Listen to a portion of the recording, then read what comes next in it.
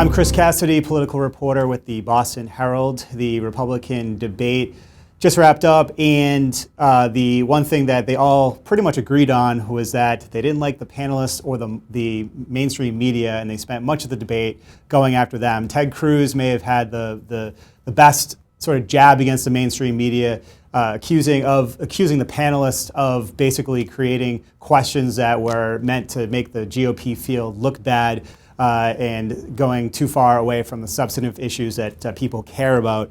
Early on, John Kasich and Donald Trump kind of mixed it up, with John Kasich trying to make the case to voters that Donald Trump doesn't have the experience needed to be president. And then Donald Trump, with laser-like precision, fired back at John Kasich and really was able to adeptly identify some of his weaknesses. Ultimately just saying, John Kasich, you promised to be such a nice guy. Now you're getting into the nastiness of this campaign. And so totally dismissed him, but Kasich tried to come back later on in the debate, and there are some people saying that he had a good performance. We will see what happens there. But also along the way, everyone was wondering if this was going to be a new Jeb Bush that we haven't seen since the beginning of the campaign, a retooled Jeb Bush campaign.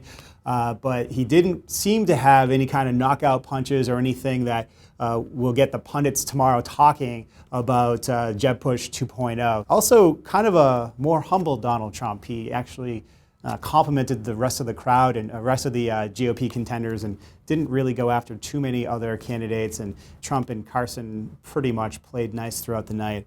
And just lastly, some very minor details we learned about the candidates. Donald Trump carries a gun on occasion. Jeb Bush has Ron Gronkowski on his fantasy football team, and Ted Cruz may or may not be familiar with Colorado's famous Brownies. For the Boston Herald, I'm Chris Cassidy.